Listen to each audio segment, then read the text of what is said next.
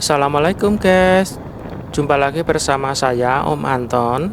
Untuk part ketiga atau episode ketiga jalan-jalan saya atau touring saya dari Jogja ke Dieng ini, saya lanjutin setelah episode sebelumnya di Batu Ratapan Angin. Dan selanjutnya saya akan mencoba uji nyali memakai Yamaha NMAX ini menuruni dari tol Kayangan menuju ke Tanjakan Kerakalan. Dan saat ini saya masih berada di Jalan Kepakisan, di mana jalan ini penghubung antara daerah Bawang sampai ke Dieng ya guys. Dan di sebelah kanan saya itu adalah semacam Geodipa Energi, yaitu pembangkit listrik tenaga panas bumi. Oke, kita lanjutin aja ya guys ke arah depan. Dan saya untuk arahnya ini ya juga bingung ya, utara selatan itu. Jadi di depan sana itu terdapat semacam telaga Swiwi gitu ya guys. Jadi ini ada parkirnya, ada pengelolanya, ada musolanya, ada toiletnya dan lain-lain. Dan di sini saya tidak akan mampir ke daerah Telaga Swiwi karena saya kepingin melanjutin perjalanan supaya tidak habis waktu saya. Nah, di sini ada pertigaan, saya ambil kanan ya, mungkin ke arah utara ya kalau nggak salah. Jadi ke arah dimana di depan sana itu nanti ada Kawah Sileri. Nah, ini ada tulisan Kawah Sileri. Lanjut aja saya menuju ke sana ya. Dan Kawah Sileri itu belum lama ini ada kejadian gimana ya guys ya, kejadian mengerikan gitu ya guys ya, tapi nggak begitu parah-parah banget ya, beberapa bulan yang lalu. Dan di sini memang ada beberapa pipa penyalur tenaga panas bumi ya dari perusahaan Persero Geodipa Energi ya. Ini disalurkan ya melalui pinggir jalan, di jalan menuju ke arah Kawah Sileri ya. Dan jalanannya ini cukup lumayan, nggak begitu enak ya.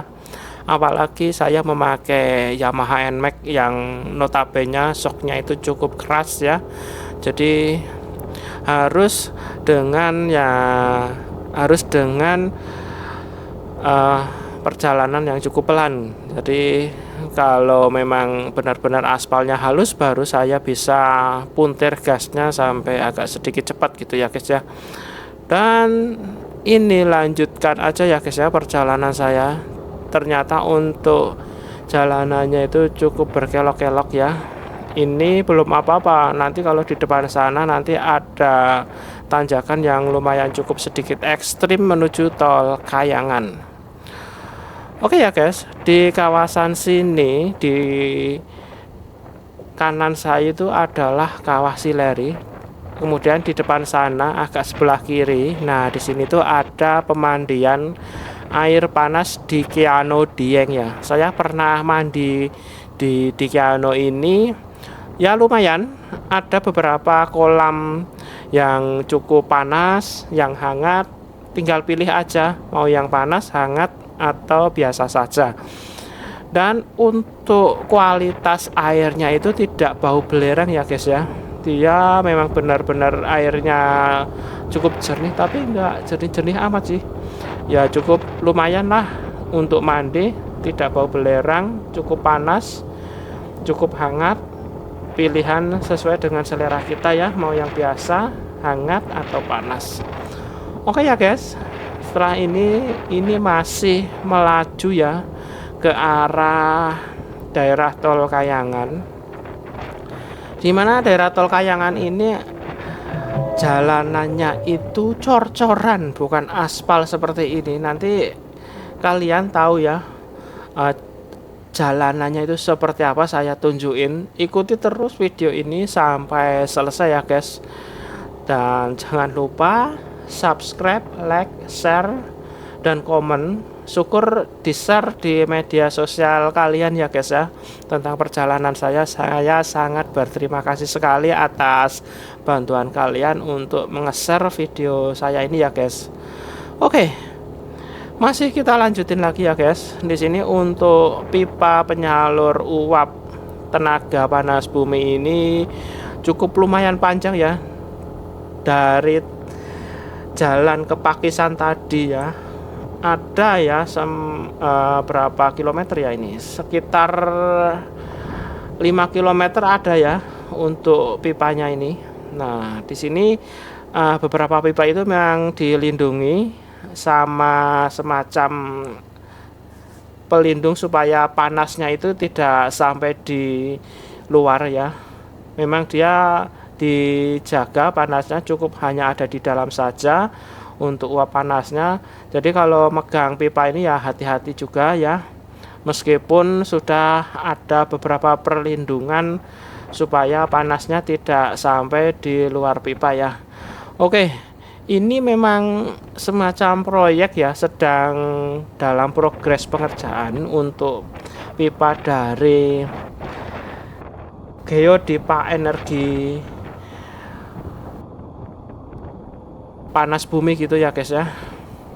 Dan di sini memang ada beberapa pekerja proyek yang sedang menangani pipa ini ya. Oke, di depan sana sudah kelihatan ya, semacam kayak perusahaan Geodipa ya. Jadi di Dieng ini tuh banyak sekali perusahaan pembangkit listrik tenaga panas bumi ya. Nggak cuma di kawasan sini, di kawasan yang sebelumnya saya lewat sini tuh banyak sekali ya. Jadi energi untuk pembangkit listrik tenaga panas bumi itu adalah energi yang bisa terbarukan ya. Jadi tidak akan ada habisnya. Jadi kita bisa memanfaatkan selain energi air, energi panas sinar matahari dan lain-lain ya. Jadi kita harus memang benar-benar bersyukur ya, tinggal di daerah kawasan tropis di Indonesia. Terdapat banyak sumber daya alam yang bisa kita manfaatkan supaya kita bisa lebih baik lagi untuk mengelola dari alam kita ya. Oke, di sini untuk jalanannya sudah mulai cor-coran gitu ya guys ya. Ini baru akan naik ke daerah tol Kayangan di depan sana ya guys ya.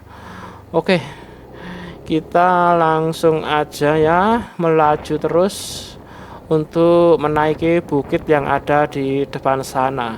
Tapi di sini untuk tanjakannya ya, tanjakannya itu nggak begitu ekstrim ya. Baru nanti kalau saya balik dari tanjakan Kerakalan menuju tol Kayangan Sigemplong itu baru ekstrim ini ya guys ya. Ya maaf ya, ini untuk suaranya memang saya dubbing ya, tidak bicara langsung pada saat saya jalan di sini ya, karena saya belum tahu situasi daerah sini itu mau bercerita tentang apa ya. Jadi di sini saya bercerita seperti ini tuh juga dipandu sama Google Map gitu ya guys ya. Daerah sebelah sini ada semacam pembangkit listrik tenaga panas bumi, terus daerah sini ada Telaga Suiwi, daerah sini ada pemandian air hangat di Kiano. Nah seperti itu ya guys ya, supaya video yang saya sajikan kepada kalian itu tidak monoton ya, harus ada narasinya. Meskipun saya berbicara seperti ini tuh nggak pakai skrip ya, saya tinggal ngomong doang melihat peta yang ada di Google Map gitu guys. Nah selanjutnya ya di sini terus menuju naik ke kawasan tol Kayangan guys, dan ini sudah hampir sampai. Di tepian jalan ini terdapat beberapa perkebunan sayur ya, seperti kentang. Pokoknya di sini tuh kebanyakan mereka menanam kentang sama daun bawang atau loncang gitu ya guys ya, mirip seperti di daerah kawasan Gunung Sumbing. Dan di sini memang ada beberapa yang mulai menanam kentang ya, ditandai dengan ada beberapa tanah yang tidak ada tanamannya, dia mulai mau menanam kentang dan lain-lain gitu guys. Nah, di samping kiri saya itu jurang loh guys, itu dalam banget ya guys. Aduh, ngeri banget guys, aku cuma sendirian, nggak ada temen di sini. Nah, seperti ini ya guys ya, perkebunan sayur di kawasan Tol Kayangan ya. Oke, dan di depan sana itu sudah mulai ada kabut ya guys ya. Padahal di Dieng itu cerah banget, dan di sini mulai ada kabut di depan sana. Dan saya akan menerobos kabut tersebut ya. Oke, ini di samping ada tanaman daun bawang tadi ya guys ya. Dan di samping jalan itu yang ditutupin terpal itu adalah pupuk kandang biasanya guys, untuk memupuk sayuran-sayuran yang ada di sini ya. Oke, di sini mulai agak sedikit turun dan akan menembus awan. Nah, seolah-olah saya itu berkendara memakai NMAX di atas awan seperti ini ya guys ya. Wih, keren banget guys. Di tempat sini tuh ada beberapa tempat hotspot. Hotspot, bukan hotspot, maksudnya ada beberapa tempat untuk swafoto juga ya guys ya. Tapi sayangnya berkabut, jadi saya tidak ambil foto di tempat ini ya. Nah, di sini tuh kabarnya kalau kepengen lewat sini tidak ada kabut itu sebelum jam 10 ya guys ya. Pokoknya sekitar pagi jam 6 sampai jam 9 itu biasanya kabut belum datang ya.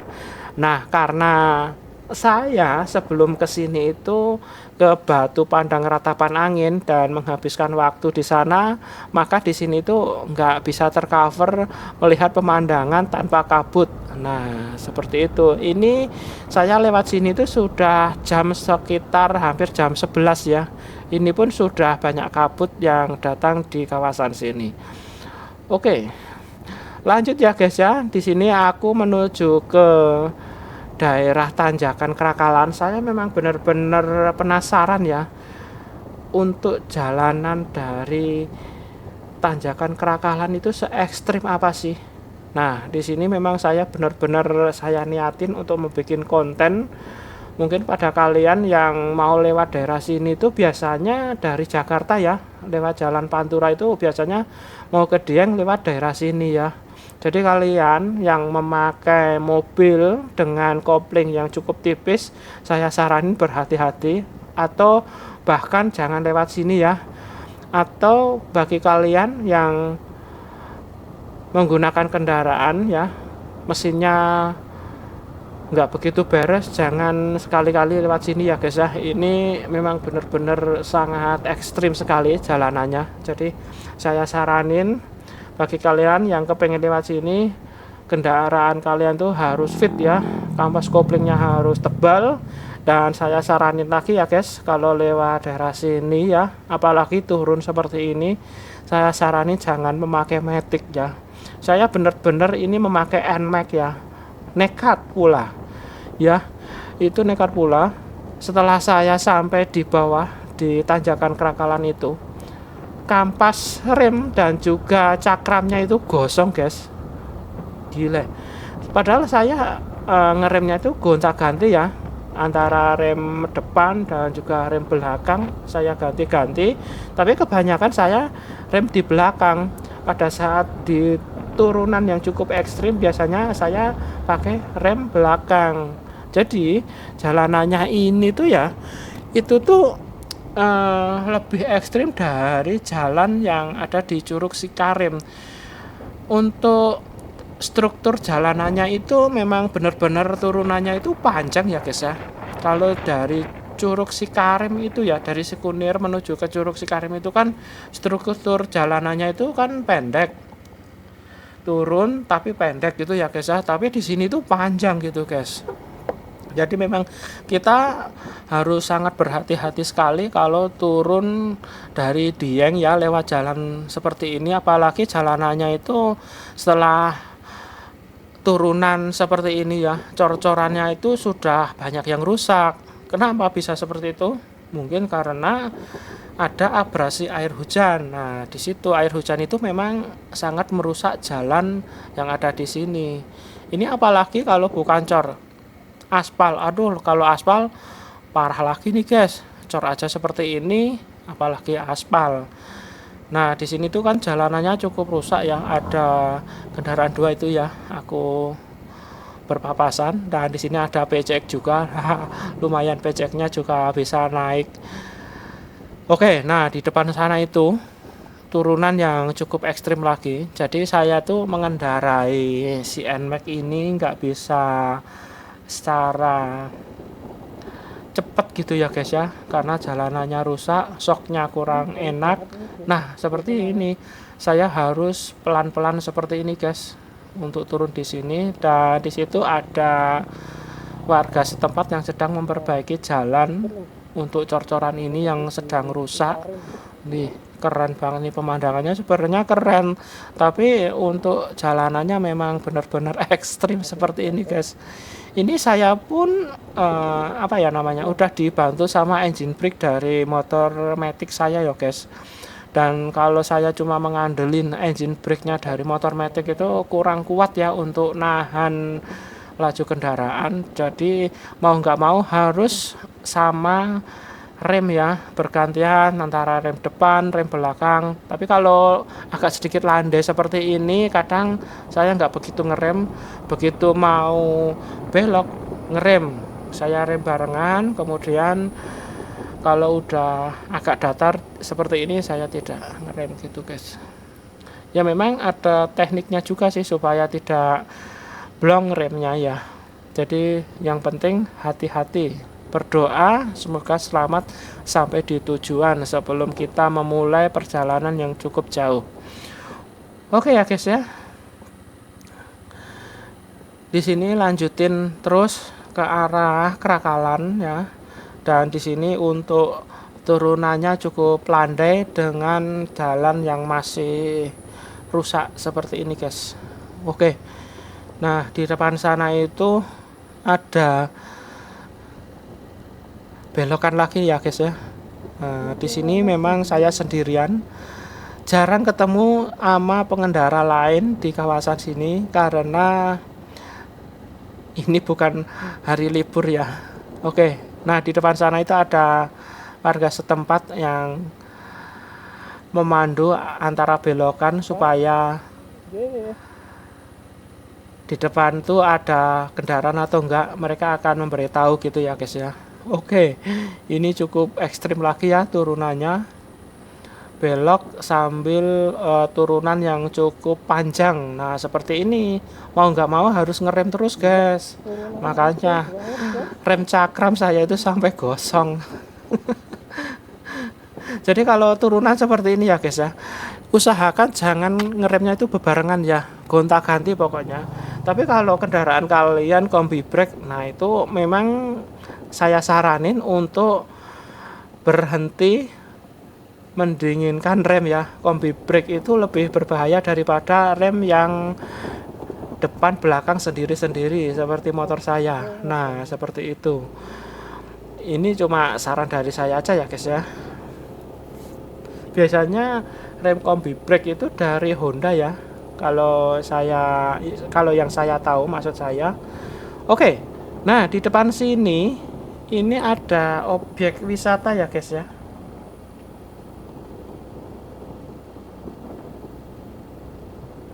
Namanya Deles Dharma Wangsa ya guys.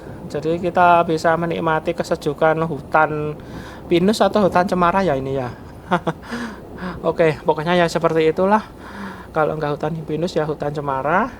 Sangat sejuk sekali dan cukup lumayan sahdu ya. Kita bisa berfoto-foto, makan, dan lain-lain di kawasan sini. Oke, ini ya guys, itu sebenarnya udah hampir sampai di tanjakan Krakalan yang viral di beberapa video di YouTube dan juga Instagram, TikTok dan lain-lain. Mereka itu banyak sekali yang gagal nanjak ya. Mungkin karena mereka masih belum pro ya, masih senior sebagai pengendara mobil ataupun motor.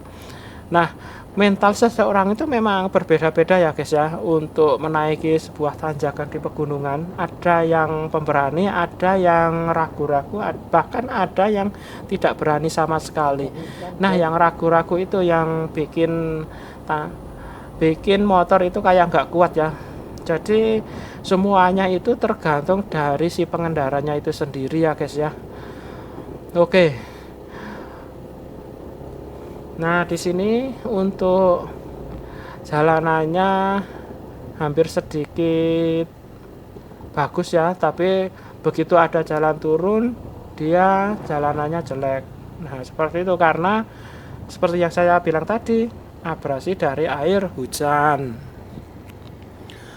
Oke, itu di depan sana itu ada pengendara yang nyelip saya. Mereka itu mungkin karena shocknya bagus ya, empuk, jadi kalau buat jalanan seperti ini tuh enak. Beda dengan si NMAX yang shocknya cukup keras, harus pelan-pelan ya. Jadi saya itu mau nekat dengan kendaraan yang cukup cepat di jalanan seperti ini, kayak nggak tegel, nggak tega sama si motornya ini.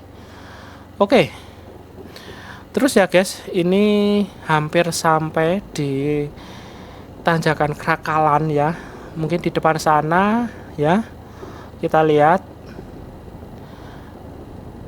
hampir sampai pokoknya. Mungkin belokan satu lagi kayaknya ya guys ya. Nah, di sini tuh di atas tanjakan Krakalan itu masih landai gitu ya guys ya. Baru di tanjakan Krakalan yang lumayan cukup ekstrim tapi panjang gitu guys. Makanya banyak motor kalau nggak bisa ambil momentum atau ancang-ancang, nggak kuat nanjak di situ. Oke, di kanan saya ini ada warung kopi tapi kosong ya. Mungkin kalau ada penjualnya biasanya pas saat liburan, karena bukan masa-masa liburan makanya jalanan di sini tuh cukup sepi seperti ini guys. Oke, dan mungkin di depan sana itu adalah tanjakan Krakalan setelah belokan ini kayaknya guys. Oke, kita tunggu saja ya, sabar. Nah, di sini nih mulai jalanannya nggak begitu bagus ya. Nah, itu betul kan, di depan sana ada kru Krakalan daerah setempat sini ya guys ya, yang mereka itu sukarela membantu para pengendara yang mengalami masalah tidak bisa naik ya. Nah, ini kru Krakalan yang sangat viral itu ya. Jadi krunya itu sangat sedikit sekali ya di sini karena bukan hari libur. Dan mereka itu juga rela ya ngojekin para penumpang yang mana motor atau mobil itu nggak kuat nanjak sampai ke atas gitu ya guys ya. Oke, nih seperti ini turunan dari Krakalan, lumayan ekstrim dan juga panjang seperti ini guys. Oke, selanjutnya saya mau mampir ke warung kopi di sebelah kiri ini ya guys ya. Yuk.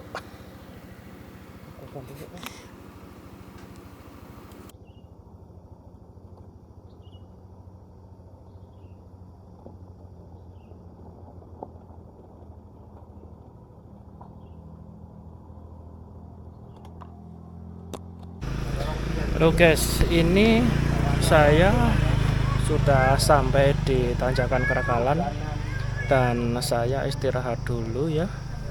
Nih, makan pop mie sama habis susu. Oke, tadi tuh saya barusan dari sana ya, dari atas ya, dari tol Kayangan ya. Dan di sini ya NMAX saya itu turun. cakramnya gosok guys untuk belakang. Untuk cakram depan enggak ya, tadi pas saat turun saya cuma rem belakang doang ya. Mau saya pakein engine brake, dia kurang ya nahannya, terpaksa saya ngerem terus gitu guys. Oke, ini memang saya mampir di warung kopi Krakalan, harga mulai 3.000 warung kopi Krakalan. Banyak sekali yang mampir ke sini loh guys, dari atas. Ini mobilnya tuh dari atas ya, itu banyak banget. Jalanannya itu cor-coran seperti ini, tapi kurang begitu halus ya, jadi harus pelan-pelan. Dan saya saatnya mau naik ke sana, mau kembali ke Jogja ya, mau naik lagi. Cuma di sini tuh saya penasaran aja sih ya, jalannya itu ternyata ekstrim, bener-bener ekstrim. Kalau dibandingin sama Swiss Van Java naik ke Cikarem, lebih ekstrim sini, bener. Aku ini sendirian ya, nggak ada temennya, namanya juga solo touring ya, seperti ini guys. Oke, sekarang saatnya saya naik ke atas ya, pakai NMAX ini. Semoga kuat, powerful, mantap.